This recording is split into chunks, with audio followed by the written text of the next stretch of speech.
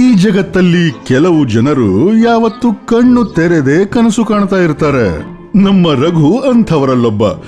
ಒಮ್ಮೆ ಹೊಸ ಅಂಗಡಿ ತೆರಿಬೇಕು ಅಂತಾನೆ, ಇನ್ನೊಮ್ಮೆ ಗ್ಯಾರೇಜ್ ತೆರೆಯೋಣ ಅನ್ಕೋತಾನೆ. ಆದ್ರೆ ಅಣ್ಣ ಶ್ಯಾಮ್ ಅವರ ದೃಷ್ಟಿಕೋನ ಸ್ವಲ್ಪ ವಿಭಿನ್ನವಾದದ್ದು. ತಮ್ಮ ಶ್ರಮವನ್ನು ಇವರು ಬರೀ 3 ಚಕ್ರಗಳ ಮೇಲೆ ಸವೆಸಿ ಬಿಟ್ಟಿದ್ದಾರೆ. ಹೀಗಾಗಿ ಆದಾಯ ಸ್ವಲ್ಪ ಕಮ್ಮಿ, ಬದುಕಲ್ಲಿ ಕಷ್ಟಗಳು ಜಾಸ್ತಿ. ಆದ್ರೆ ಒಂದು ದಿನ ಇವರ ಹಲವು ವರ್ಷದ ಹಳೆಯ ಭ್ರಮೆಗಳು ಕಳಚಿ ಬೀಳುತ್ತವೆ.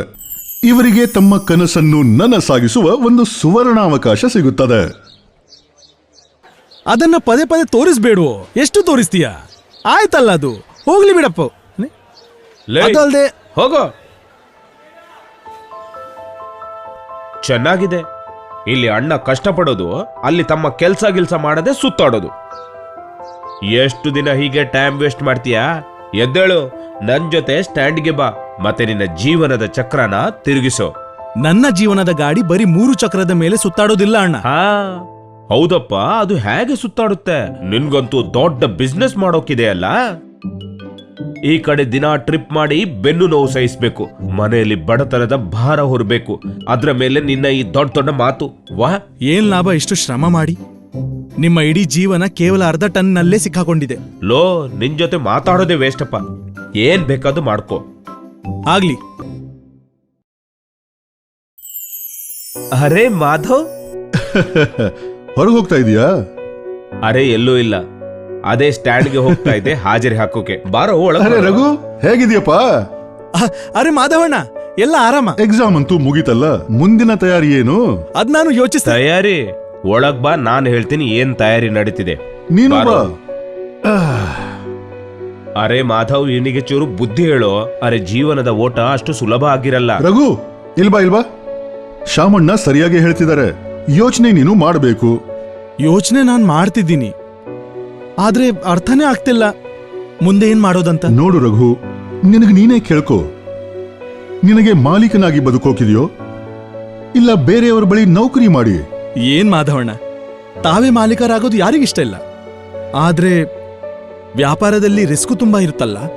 ಒಂದ್ ವೇಳೆ ಈ ವ್ಯಾಪಾರದಲ್ಲಿ ರಿಸ್ಕೇ ಇಲ್ಲ ಅಂತ ನಾನ್ ಹೇಳಿದ್ರೆ ಆಗ? ಹೇಗಿದ್ರು ನಿನಗೆ ಈ ಟ್ರಾನ್ಸ್ಪೋರ್ಟ್ ಲೈನ್ ನಲ್ಲಿ ಇಂಟ್ರೆಸ್ಟ್ ಇದೆಯಲ್ಲ? ನೋಡಿದ್ಯಾ, ನಾನು ಹೇಳಿದ್ನಲ್ಲ, 3 ವೀಲರ್ ಕೊಂಡ್ಕೋ ಮತ್ತೆ ಶುರು ಮಾಡು. ಅರೆ ಶ್ಯಾಮಣ್ಣ, ನಾನು 3 ವೀಲರ್ ಬಗ್ಗೆ ಹೇಳ್ತಾನೆ ಇಲ್ಲ, 4 ಚಕ್ರದ ಬಗ್ಗೆ ಹೇಳ್ತಿದ್ದೀನಿ. ನಾನು ಟಾಟಾ ಏಸ್ ಬಗ್ಗೆ ಹೇಳ್ತಾ ಇದ್ದೀನಿ. ದೇಶದ ನಂಬರ್ 1 ಕಮರ್ಷಿಯಲ್ ವೆಹಿಕಲ್ ಟಾಟಾ ಏಸ್ ಗೋಲ್ಡ್. ಹಾ, ಇದ್ರ ಬಗ್ಗೆ ಕೇಳಿದ್ದೀನಿ. ನಾನು ಒಂದ್ಸಲ ಓಡಿಸಿದ್ದೀನಿ. ನಿಜಕ್ಕೂ ಗಾಡಿ ತರ ಓಡ್ತಾಣ? ಇಲ್ಲಿ ಕೇಳು, ಇದರಲ್ಲಿ ಆದಾಯನೂ ಚೆನ್ನಾಗಿ ಆಗುತ್ತೆ. ಏಕೆಂದ್ರೆ ಇದರಲ್ಲಿ 5 ಫೀಟ್ ಅಲ್ಲ, ಒಟ್ಟು 7 ಫೀಟ್ ಲೋಡ್ ಬಾಡಿ ಸಿಗುತ್ತೆ. ಅಂದ್ರೆ ಹೆಚ್ಚು ಲೋಡಿಂಗ್, ಆಗ ಹೆಚ್ಚು ಲಾಭ, ಜೊತೆಗೆ ಹೆಚ್ಚು ಆರಾಮ ಮತ್ತು ಸಂಪೂರ್ಣ ಸುರಕ್ಷೆ. ಉದಾಹರಣೆಗೆ 2 ವೈಪರ್ಸ್ ಇವೆ, ಹೆಡ್ ಲ್ಯಾಂಪ್ಸ್, ಜೊತೆಗೆ 4 ವೀಲರ್ ನ ಗೌರವ. ಅಂದ್ರೆ ಹ್ಯಾಂಡಲ್ ನಿಂದ ನೇರ ಸ್ಟಿಯರಿಂಗ್ಗೆ ಬಡ್ತಿ. ಅರೆ ಮಾಧವ್, ಟಾಟಾ ಏಸ್ ನಮ್ ಬಜೆಟ್ ಅಲ್ಲಿ ಅದು ಹ್ಯಾಕ್ ಸಿಗುತ್ತಪ್ಪ? ಅರೆ ಶಾಮಣ್ಣ, ಅದೇ ವಿಷಯ ಹೇಳೋಕ್ ಬಂದಿದ್ದೀನಿ ನಾನು. ಟಾಟಾ ಏಸ್ ಒಂದು ಹೊಸ ವೇರಿಯಂಟ್ ಲಾಂಚ್ ಮಾಡಿದೆ. ಅದರ ಹೆಸರೇ ಟಾಟಾ ಏಸ್ ಗೋಲ್ಡ್ ಪೆಟ್ರೋಲ್ CX. ಇದರಲ್ಲಿ ಟಾಟಾ ಏಸ್ ನ ಎಲ್ಲಾ ಗುಣಗಳನ್ನು ಪ್ರಸ್ತುತಪಡಿಸಲಾಗ್ತಿದೆ. ಅದು ಕಡಿಮೆ ಬಂಡವಾಳಕ್ಕೆ, ಬರೀ 3,99,000. ಏನು ಏನೋ ಏನು ಏನು ಏನೋ 3,99,000? ಬೆರಗಾದ್ರ? ಸರಿ, ಇದ್ರಲ್ಲಿ ಟಾಟಾ ಏಸ್ ನ ಎಲ್ಲಾ ವೈಶಿಷ್ಟ್ಯ ಇವೆ ಅಂತೀರಾ? ಖಂಡಿತ.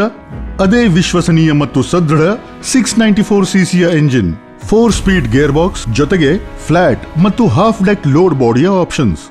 ಅಂದ್ರೆ ಅತಿ ಕಡಿಮೆ ಮೇಂಟೆನೆನ್ಸ್ ಮತ್ತು ಅತ್ಯುತ್ತಮ ರೀಸೇಲ್ ವ್ಯಾಲ್ಯೂದ ವಚನ. ಸರಿ ಮಾಧವಣ್ಣ, ಇದರಲ್ಲಿ ಆ EMI ವ್ಯವಸ್ಥೆ ಇದೆ? ಇದೆಯಪ್ಪ. ಟಾಟಾ ಮೋಟಾರ್ಸ್ ನ ವಿಶಿಷ್ಟ ಫೈನಾನ್ಷಿಯಲ್ ಸ್ಕೀಮ್ಸ್ ನ ಅಡಿಯಲ್ಲಿ ತಿಂಗಳಿಗೆ ಬರೀ 7,500 ಸುಲಭ ಕಂತಿನಲ್ಲಿ ಗಾಡಿ ನಿನಗೆ ಸಿಕ್ಬಿಡುತ್ತೆ. ಅದೇನೋ ನಿಜ. ಇಲ್ಲಿ ಕೇಳಪ್ಪ, ಇದು ಬರೀ ಗಾಡಿ ಅಲ್ಲ, ಇದು 23 ಲಕ್ಷಕ್ಕೂ ಹೆಚ್ಚು ಜನರ ಆದಾಯ ಮತ್ತು ಸಮೃದ್ಧಿಯ ಸಾಧನ ಕೂಡ. ಆ 23 ಲಕ್ಷ ಜನರಲ್ಲಿ ನಾನು ಒಬ್ಬ. ನಾವೆಲ್ಲರೂ ಟಾಟಾ ಏಸ್ ಮೇಲೆ ನಂಬಿಕೆ ಇಟ್ಟಿದ್ದೇವೆ. ಸರಿ ಮಾಧವಣ್ಣ, 1 ತಿಂಗಳಲ್ಲಿ ನಾನು ಎಷ್ಟು ಹಣ ಗಳಿಸಬಹುದು ಇದರಿಂದ? ನಿಜ ಹೇಳ್ತೀನಿ, ತಿಂಗಳಿಗೆ 25,000 ಬಂದೇ ಬರುತ್ತೆ. ಇದೊಂದು ಗಾಡಿಯಿಂದ ಇವನ ವ್ಯಾಪಾರ ಚೆನ್ನಾಗಿಯೇ ಶುರುವಾಗುತ್ತೆ. ಮತ್ತೆ ನಾವಂತೂ ಜೀವನದಲ್ಲಿ ಕೇವಲ ಕಷ್ಟನೇ ಪಟ್ಟಿದ್ದು. ಶಾಮಣ್ಣ, ನಾನಂತೂ ಹೇಳ್ತೀನಿ, ಇದೇ ಸಮಯದಲ್ಲಿ ನೀವು 4 ವೀಲರ್ಗೆ ಎಂಟ್ರಿ ಕೊಟ್ಟು ಬಿಡಿ. ಆಮೇಲೆ ಬೆನ್ನು ನೋವು ಇರಲ್ಲ, ಆದಾಯವೂ ಹೆಚ್ಚುತ್ತೆ, ಮತ್ತೆ ಗೌರವನೂ ಕೂಡ. ನೀನ್ ಹೇಳೋದಂತೂ ನಿಜವೇ. ಏನ್ ತಮ್ಮ, ಏನ್ ಹೇಳ್ತೀಯಾ? ಹೌದಣ್ಣ, ನಾವು ಜೊತೆಯಾಗಿ ಒಂದು ಹೊಸ ವ್ಯಾಪಾರ ಶುರು ಮಾಡೋಣ. ಇದು